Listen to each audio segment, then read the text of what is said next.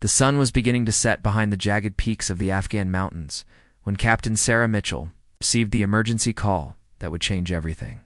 She was sitting in the pilot seat of her AH-64 Apache helicopter at Forward Operating Base Chapman, reviewing flight plans for what was supposed to be a routine patrol mission.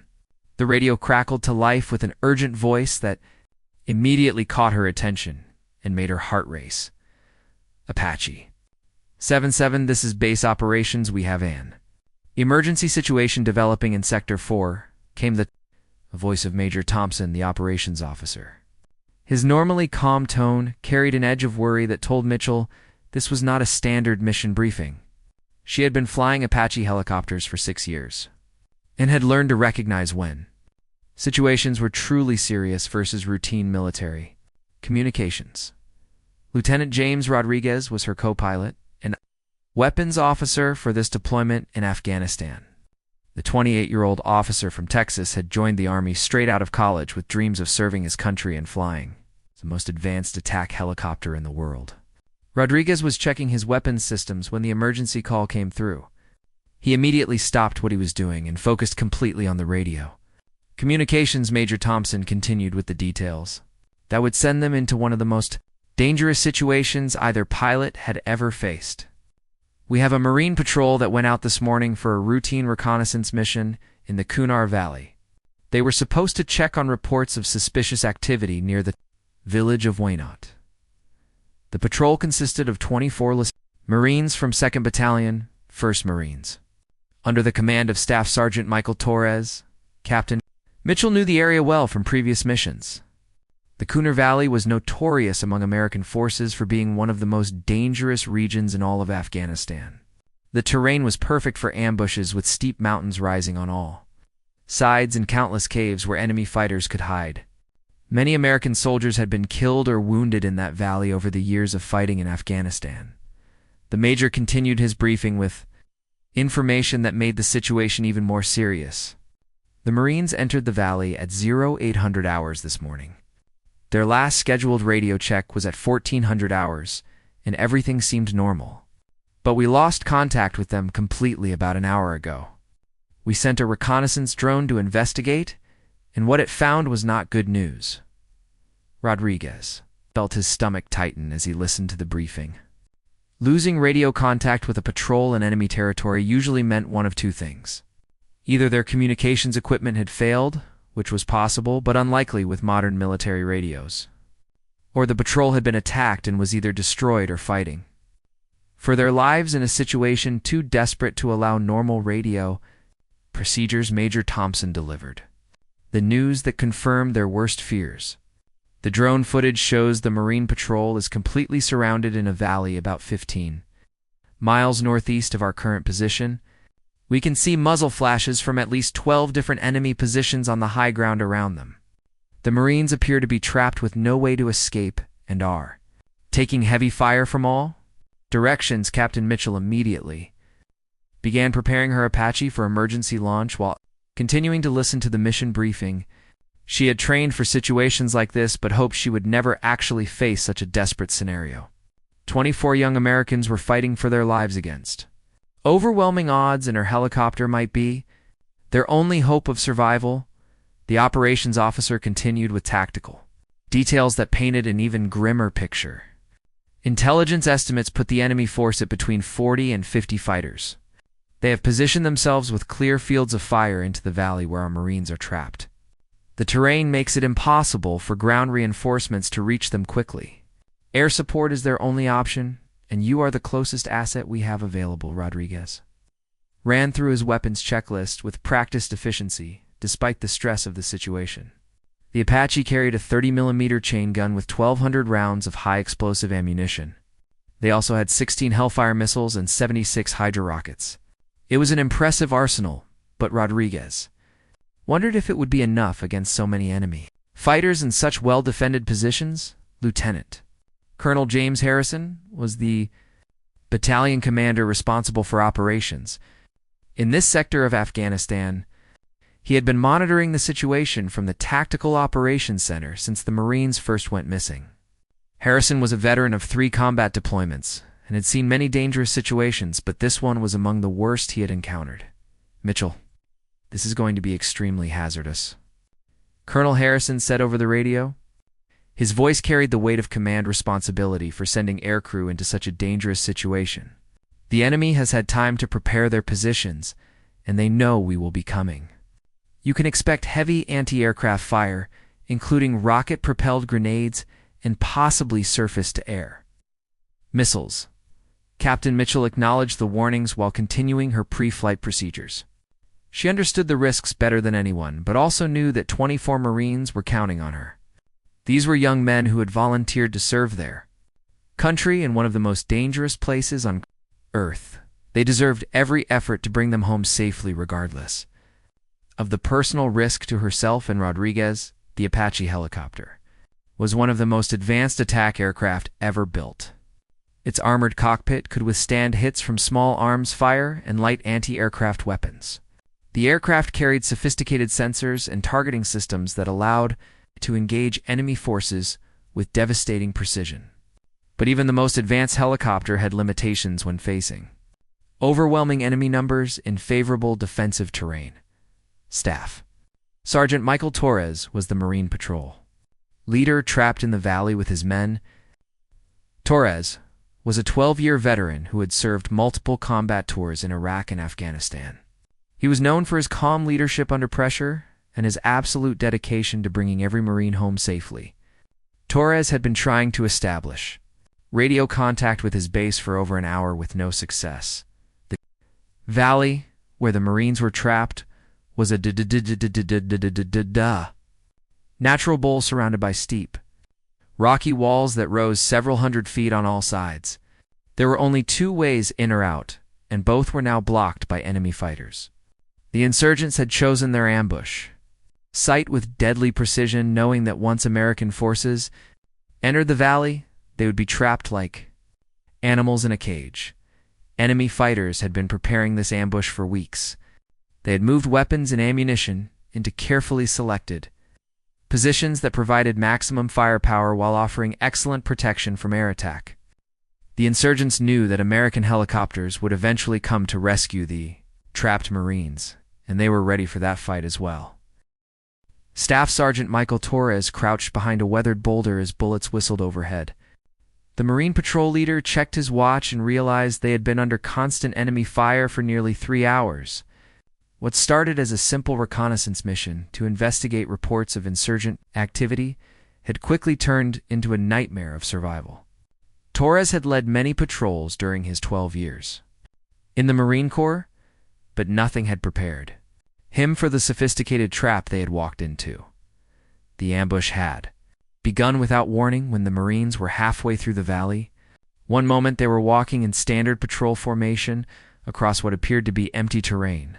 The next moment, the mountainsides erupted with muzzle flashes as dozens of enemy fighters opened fire from carefully prepared positions. The sound was deafening as automatic rifle fire mixed with the deeper boom of heavy machine guns and the sharp crack of sniper rifles. Private Daniel Johnson from Columbus, Ohio, was one of the first Marines to be hit. The 19-year-old had joined the Marines straight out of high school with dreams of adventure and serving his country. Johnson was walking point for the patrol when a rocket-propelled grenade exploded against a nearby rock face.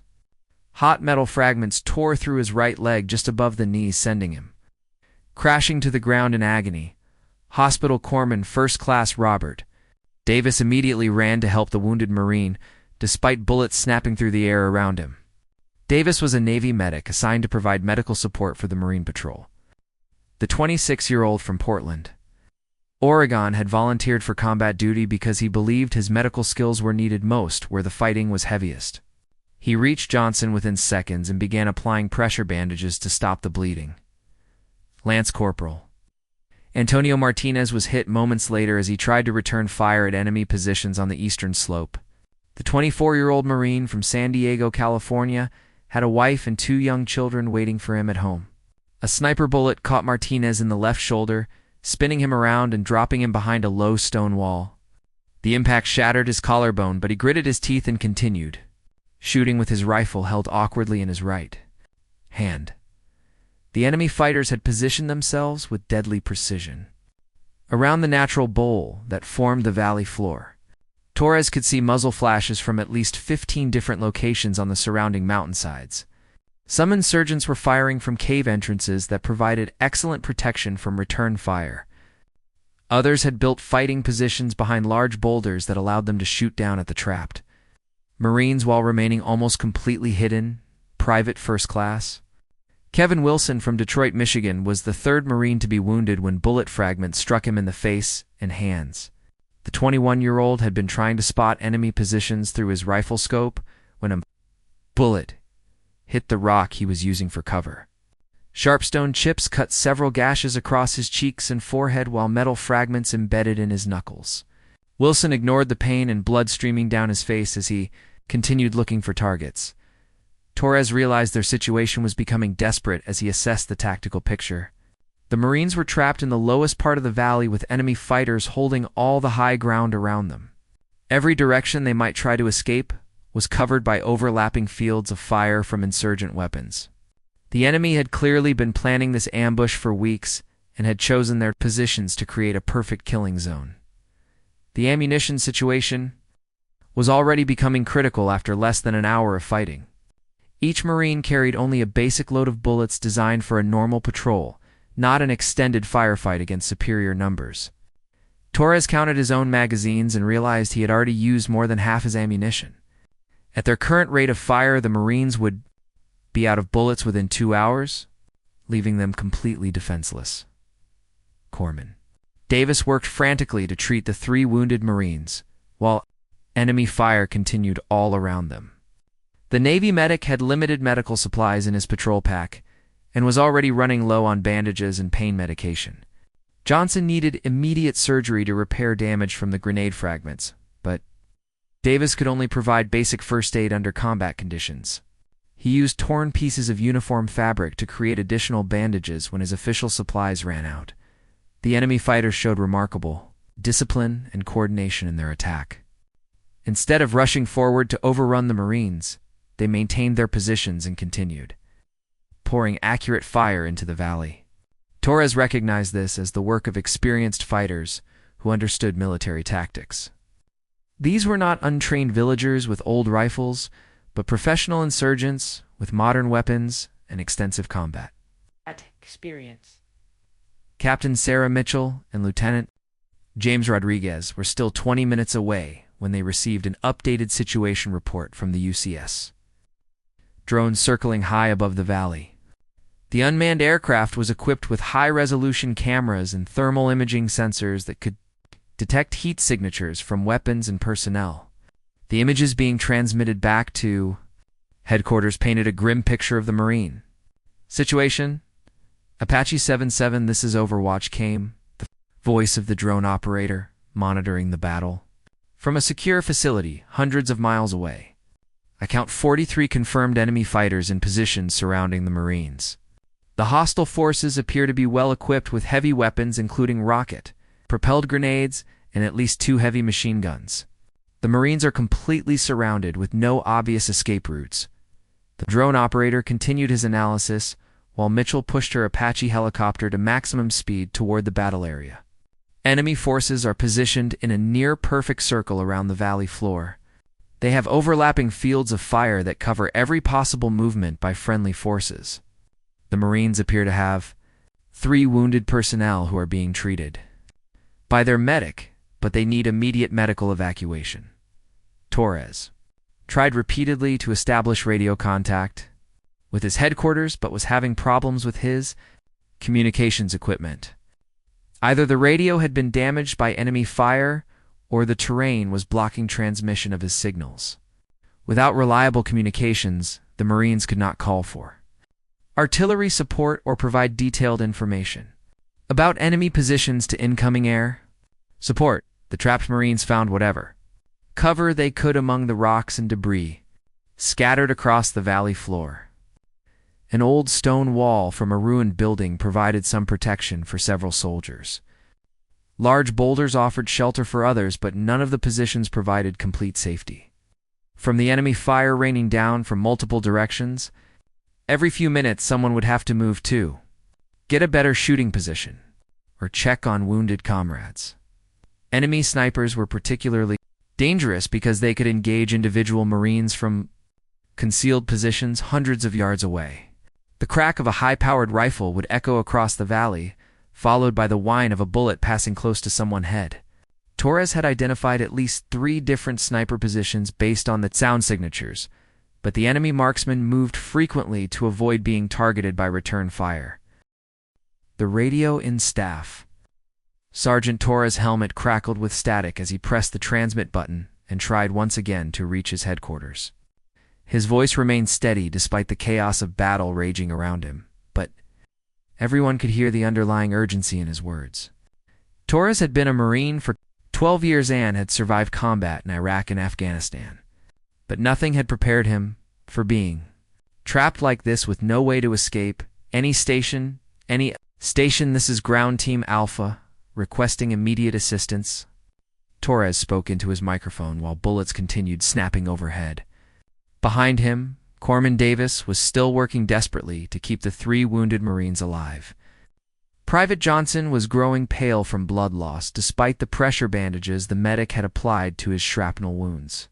The young Marine from Ohio kept trying to stay conscious, but was clearly weakening from his injuries. Lance Corporal Martinez pressed himself against the stone wall that provided their only decent cover and checked his rifle. The Marine from San Diego had been fighting with only his right arm since taking the sniper bullet through his left shoulder. His wife Maria would be putting their children to bed about now, back home in California. 3-year-old Sophia always asked for an extra bedtime story, while 18-month-old Carlos was just learning to say, "Daddy." Martinez had promised them he would come home safely and intended to keep that promise. Captain Sarah Mitchell finally heard Torres' radio call through the static and interference caused by the mountainous terrain. Her Apache helicopter was still 15 minutes away from the valley, but she could already see smoke rising from the battle area. Mitchell had been flying attack helicopters for 6 years and had conducted many combat missions, but she had never been called to rescue Marines who were completely surrounded by overwhelming enemy forces. Ground. Team Alpha, this is Apache 77, Mitchell replied immediately. Her voice was calm and professional, but carried an undertone of determination that gave the trapped Marines their first real hope since the ambush began. We are en route to your position.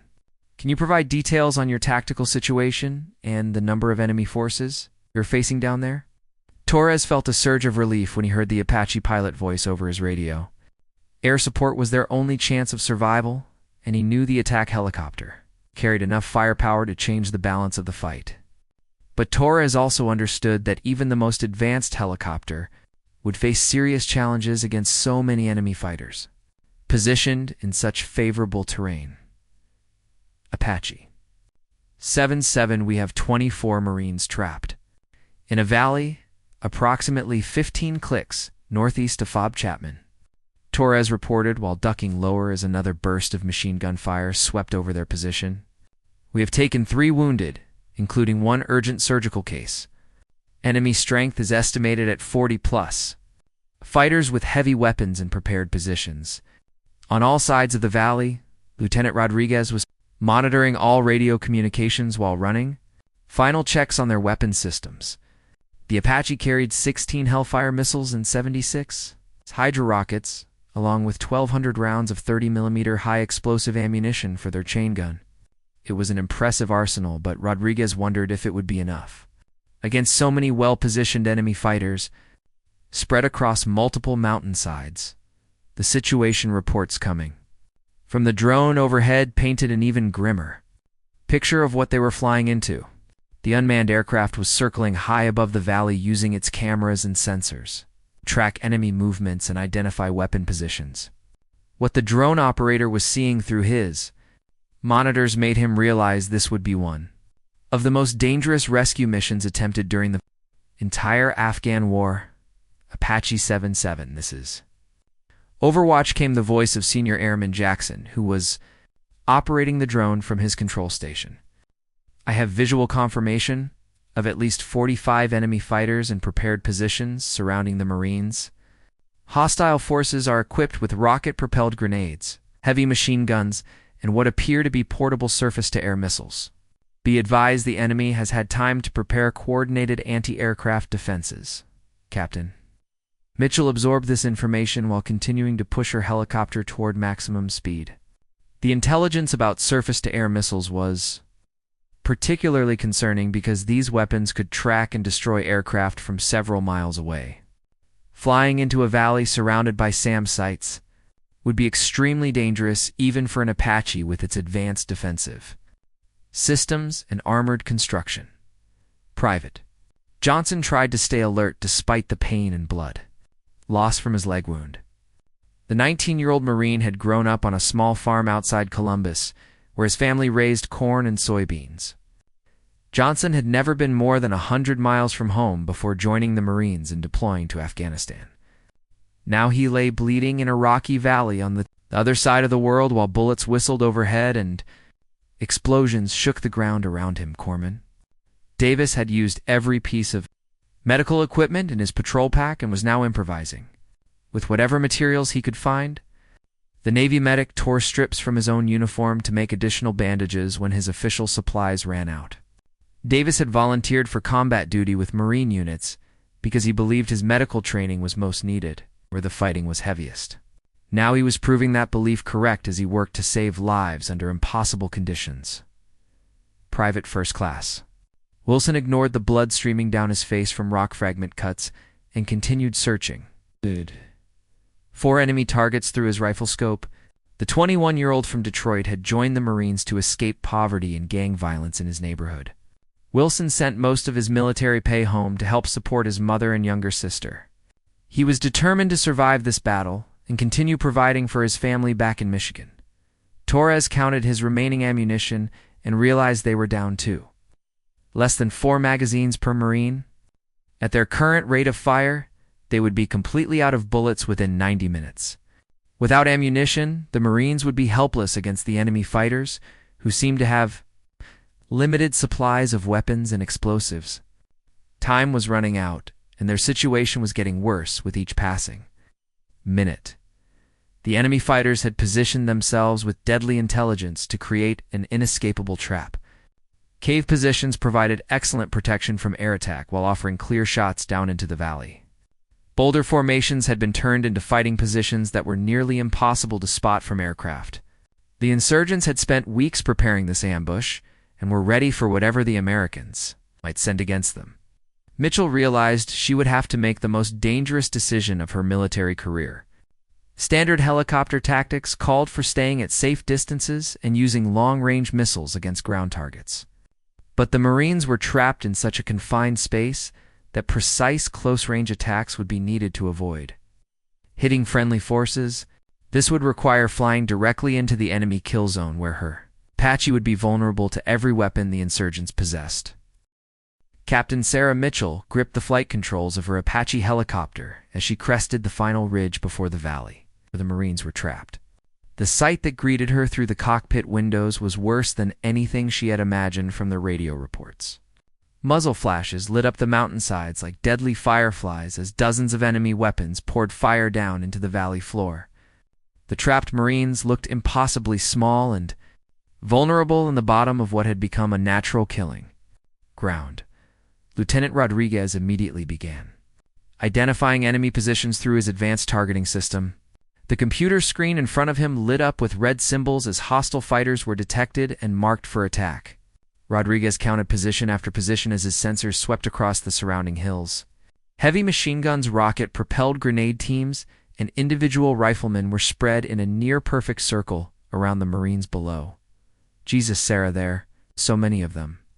Rodriguez said over the internal communication system as he continued cataloging targets. His voice carried a mixture of awe and fear as the full scope of the enemy force became clear. The insurgents had turned the entire valley into a fortress with overlapping fields of fire that covered every possible escape route. It was a textbook example of how to set up a perfect ambush. Staff Sergeant Torres heard the distinctive sound of helicopter rotors approaching from the south and felt his heart lift with hope for the first time in hours. The Apache was still several miles away, but its powerful engines created a rhythmic beating that echoed off the valley walls. Torres had served long enough to recognize the sound of an AH-64 attack helicopter, and knew that salvation might finally be within reach for his trapped Marines. Ground Team Alpha, this is Apache 7. 7, beginning our approach to your position, Mitchell announced over the radio. Her voice remained calm and professional, despite the dangerous situation she was flying into. We have visual contact with multiple enemy positions surrounding your location. Recommend you mark your position with infrared strobes and take cover for danger close fire support. Torres immediately pulled an infrared strobe light from his equipment and activated it. The device was invisible to the naked eye, but showed up clearly on helicopter night vision systems. This would help the Apache pilot distinguish between friendly and enemy forces during the coming attack. Torres also passed word to his Marines to stay as low as possible because a helicopter would be firing very close to their positions.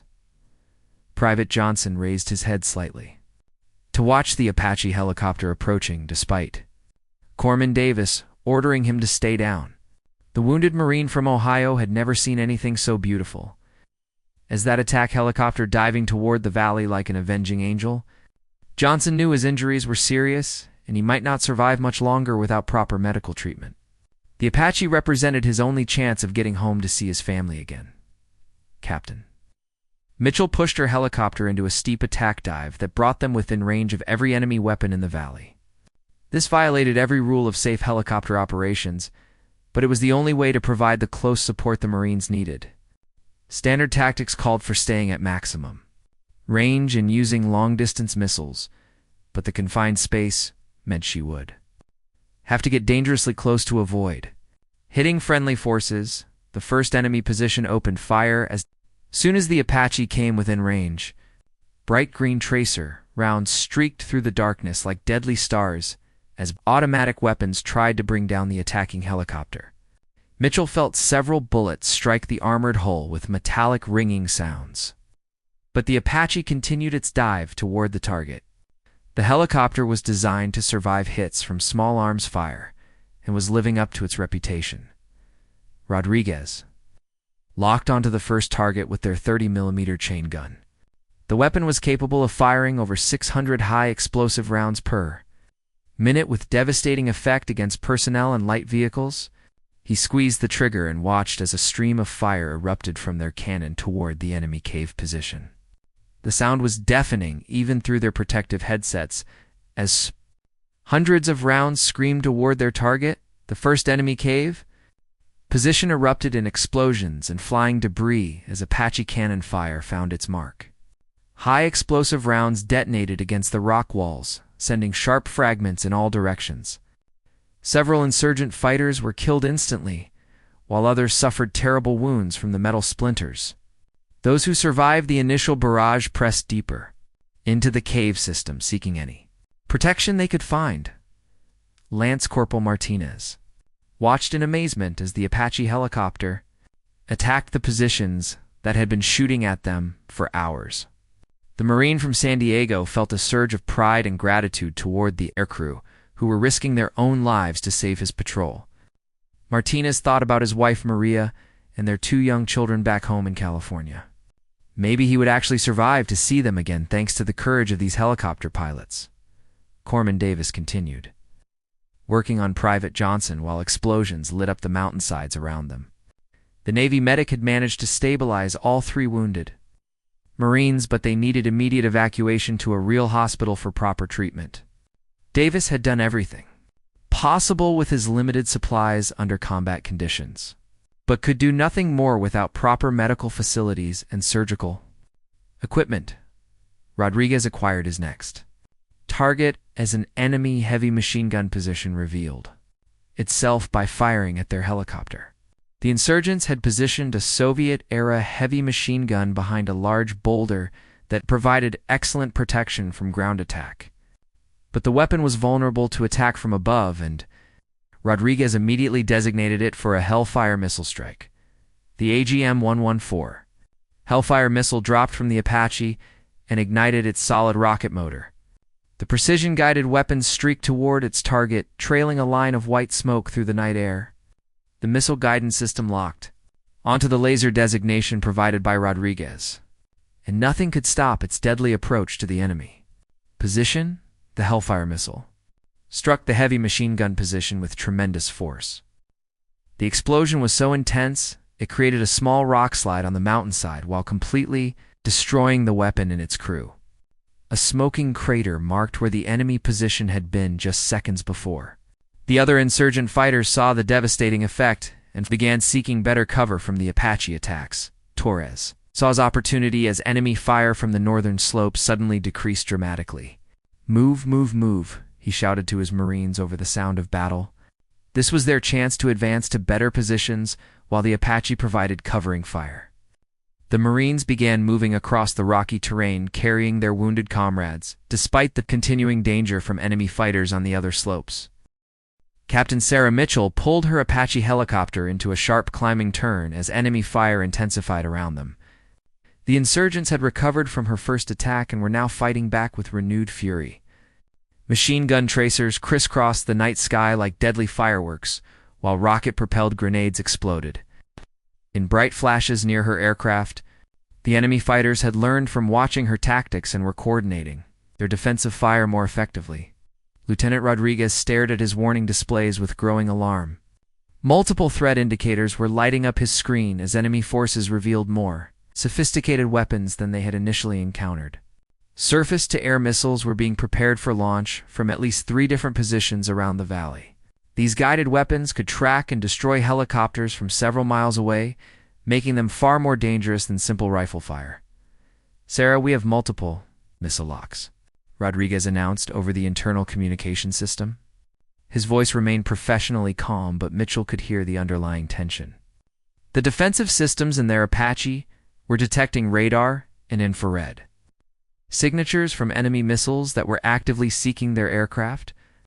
Once these weapons launched, the helicopter would have only seconds to evade destruction. Mitchell made a decision that violated every rule of safe helicopter operations.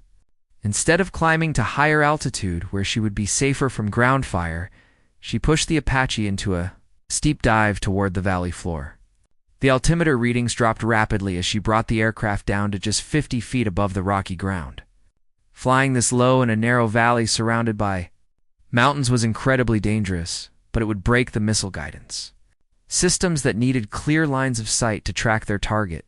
The Apache roared across the valley floor at tremendous speed, with its landing gear almost touching the rocky terrain. Mitchell flew between boulders and around stone formations while maintaining perfect control of her aircraft.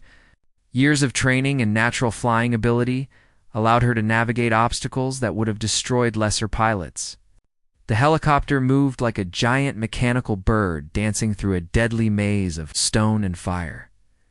Enemy fighters on the mountainsides found it much harder to target the fast-moving helicopter when it stayed so low.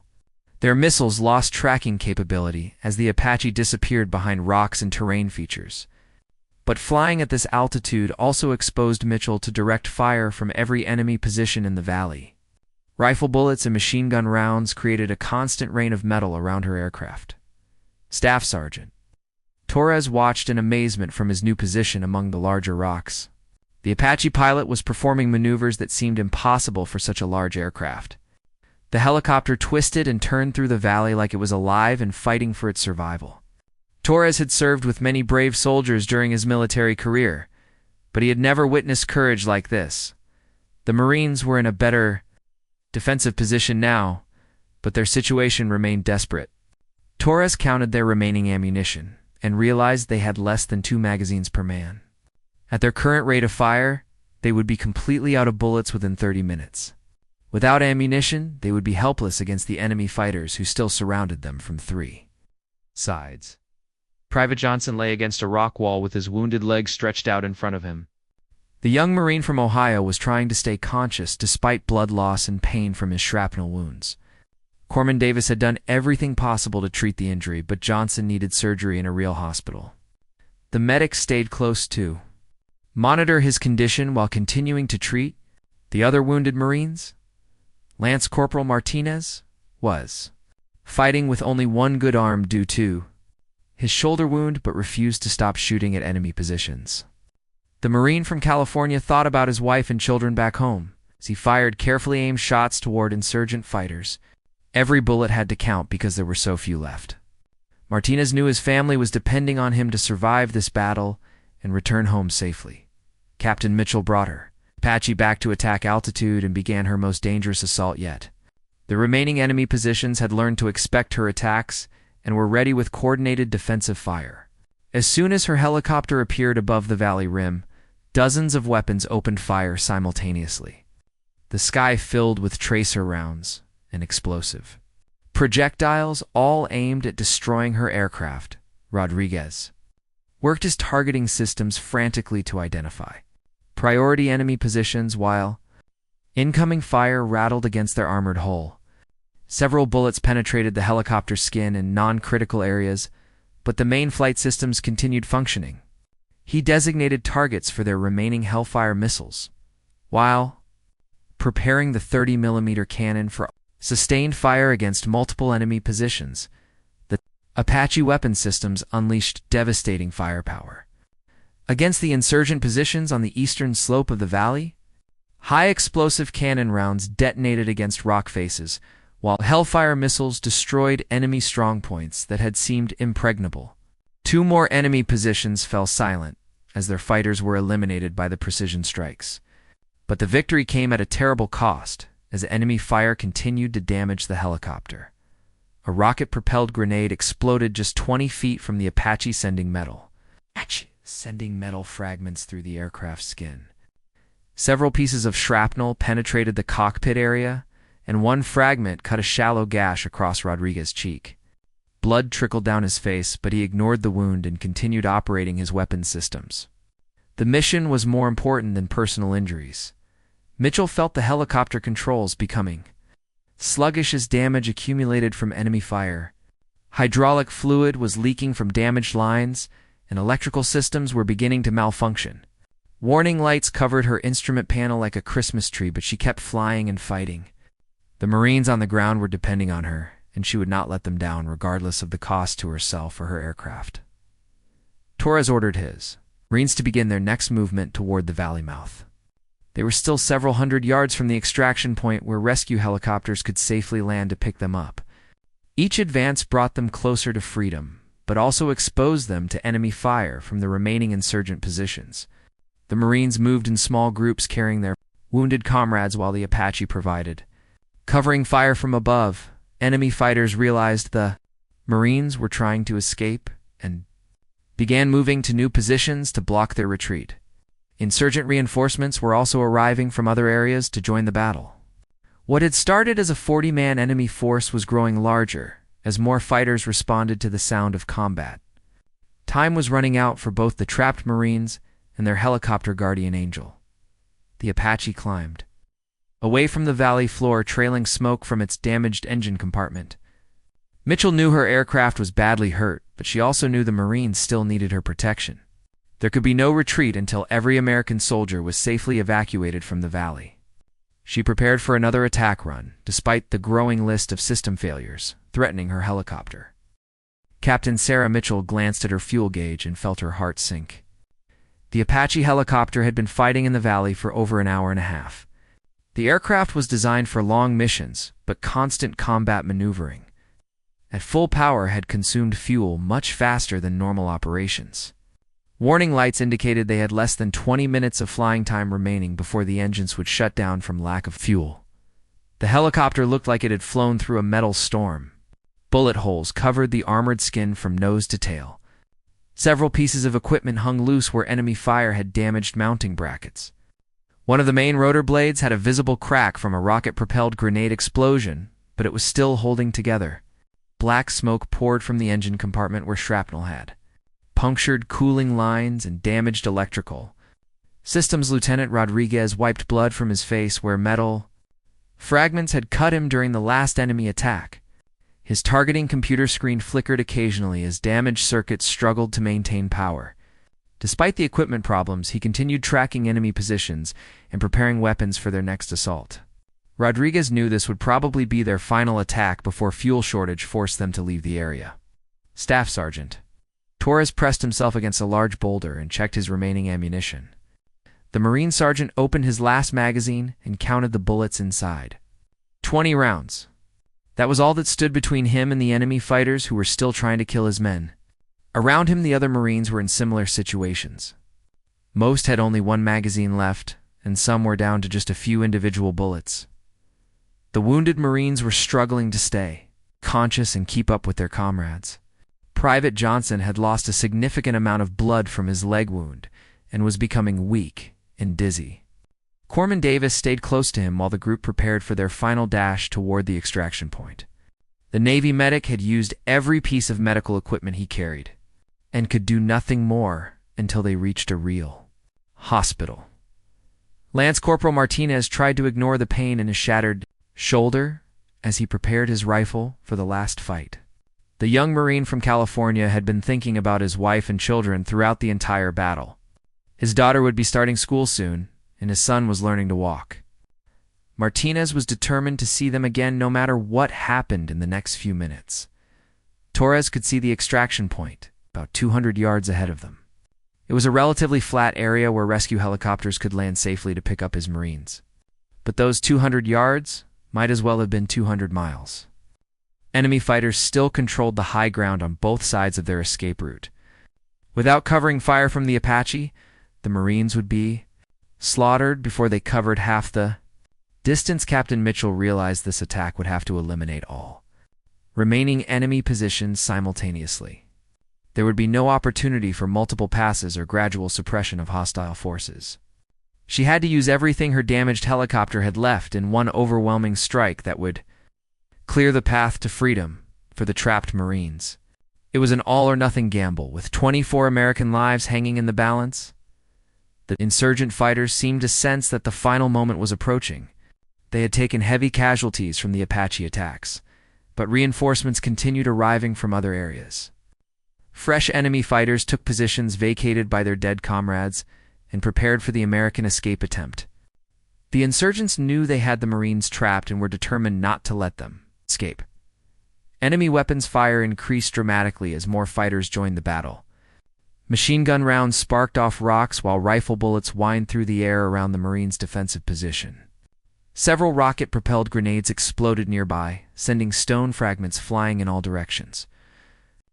The insurgents were using everything they had to prevent the Americans from reaching the extraction zone. Mitchell climbed her Apache to maximum attack altitude despite the risk from enemy missiles and anti-aircraft fire. She needed altitude to see all the remaining enemy positions and coordinate her weapon systems for simultaneous strikes. The helicopter climbed slowly because of damage to the engine and flight control systems, but eventually reached the position she needed for her final assault. Rodriguez worked frantically to designate every remaining enemy position on his targeting computer. The damaged electronics made his job much harder, but he managed to identify hostile forces on the eastern and western slopes of the valley. They had 4 Hellfire missiles remaining and enough 30mm cannon ammunition for about 90 seconds of sustained fire.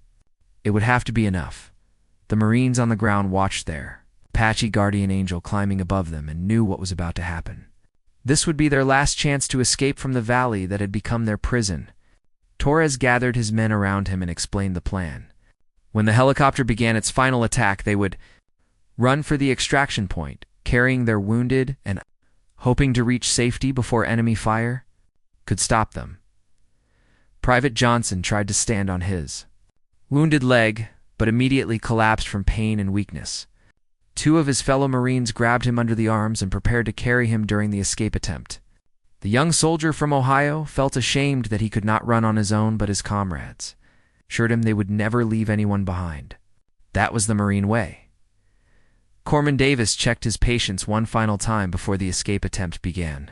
All 3 wounded Marines were stable enough to survive the journey if they could reach the extraction point quickly. But Davis knew that any delay or additional injuries during the run could prove fatal. He prepared emergency medical supplies that he could carry while running and hoped he would not need to use them. Torres looked at each of his Marines and saw the same determination in every face. These young men had volunteered to serve their country in one of the most dangerous places on Earth. They had been tested by combat and proven themselves worthy of the Marine Corps uniform they wore. Now they faced their greatest challenge yet, but Torres knew they would not fail each other. Captain Mitchell pushed her damaged Apache into a steep diving attack that would take her directly over all remaining enemy positions. This maneuver would expose her helicopter to fire from every hostile fighter in the valley, but it was the only way to provide the covering fire the Marines needed. She had already risked everything to save these soldiers, and would not stop now when they were so close to freedom. Captain Sarah Mitchell dove her Apache helicopter toward the valley floor for what she knew would be the final time. Every weapon system on her aircraft was prepared for simultaneous firing. The damaged helicopter shook violently as she pushed it beyond all safe operating limits. Warning alarms screamed in her headset, but she ignored them completely. The only thing that mattered was clearing a path to freedom for the 24 Marines trapped below. The Apache weapons systems unleashed everything they had in one devastating coordinated strike. For Hellfire missiles streaked toward enemy positions on the mountainsides, while the 30mm cannon fired continuously at maximum rate. High explosive rounds detonated against rock faces in brilliant flashes of light and smoke. The sound was deafening as multiple explosions echoed through the valley like thunder from an angry god. Lieutenant Rodriguez fired their weapons with deadly precision despite his damaged targeting systems. Each missile found its intended target, destroying enemy fighting positions that had seemed impossible to eliminate. Cave entrances collapsed under the impact of high explosive warheads. Boulder formations were blown apart, sending tons of rock cascading down the mountainsides. Enemy fighters who had survived hours of combat were finally silenced by the overwhelming firepower. The coordinated attack was more devastating than anything the insurgents had experienced during the entire battle. Position after position fell silent as Apache weapons found their marks. Machine gun nests that had been raining death on the Marines were destroyed in seconds. Rocket-propelled grenade teams were eliminated before they could fire another shot. The enemy forces that had seemed so powerful and well-organized suddenly found themselves scattered and broken.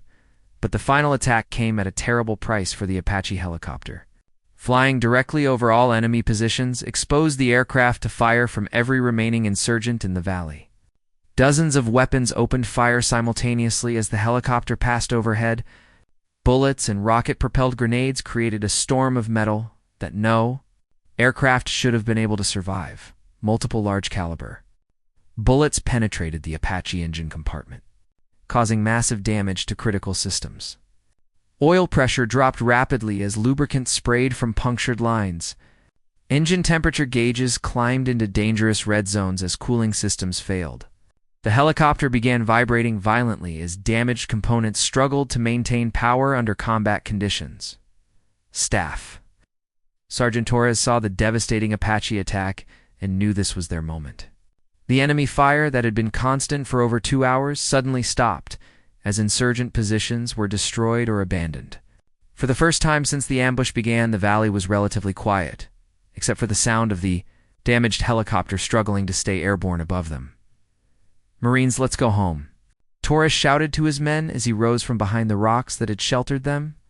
His voice carried across the valley with authority and determination that inspired every soldier who heard it. These young Americans had endured hours of enemy fire and were down to their last bullets, but they were not defeated. They were United States Marines, and they never gave up. The escape began immediately as all 24 Marines moved toward the extraction point, carrying their wounded comrades. Private Johnson was lifted between two of his fellow soldiers who refused to leave him behind despite his serious leg wound.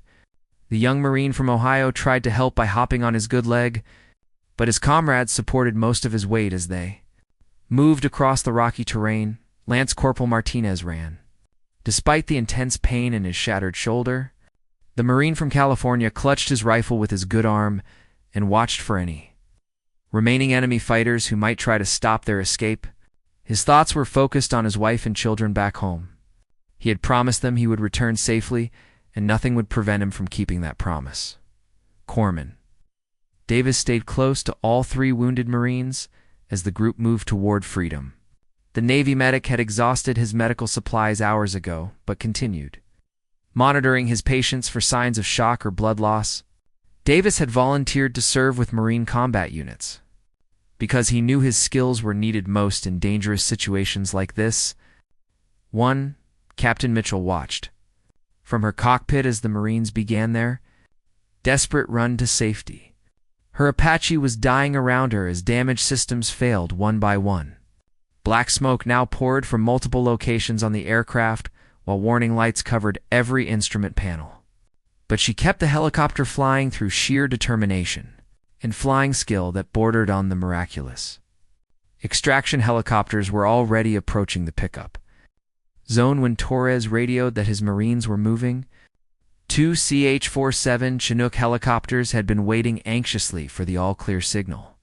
Their pilots had listened to the radio communications throughout the battle and knew they were coming to rescue heroes who had survived against impossible odds. Enemy fire suddenly erupted from a previously hidden position as several insurgent fighters who had survived the Apache attack tried to stop the Marine escape. Rifle bullets kicked up dust around the running soldiers while a machine gun opened fire from a concealed cave entrance. The enemy fighters knew this was their last chance to prevent the Americans from reaching safety. Rodriguez immediately engaged the surprise enemy position with their remaining cannon ammunition. The 30mm gun fired its last high-explosive rounds toward the hidden cave, while Mitchell maneuvered their failing helicopter to provide the best possible firing angle. The return fire was effective, and the enemy position fell silent after several direct hits from the Apache weapons. The Marines reached the extraction zone just as the first Chinook helicopter touched down on the rocky ground. Rotors kicked up clouds of dust as the large aircraft settled into position. The helicopter crew chief lowered the rear ramp and waved urgently for the Marines to board. Medical personnel were standing by to treat the wounded soldiers as soon as they were safely inside the aircraft. Torres counted his men as they climbed aboard the rescue helicopter. 24 Marines had entered the valley that morning, and 24 Marines were leaving. Despite hours of combat against overwhelming odds and 3 serious casualties, not a single American life had been lost. It was a miracle that Torres knew he would remember for the rest of his life. Captain Mitchell watched the successful evacuation from her damaged Apache as it limped through the sky above the extraction zone. Her helicopter had taken over 60 hits from enemy weapons, but had somehow remained airborne long enough to complete the mission.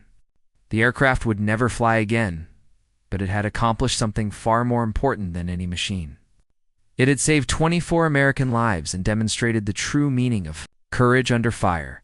The last Marine climbed aboard the rescue helicopter as Mitchell finally allowed herself to believe they had actually succeeded.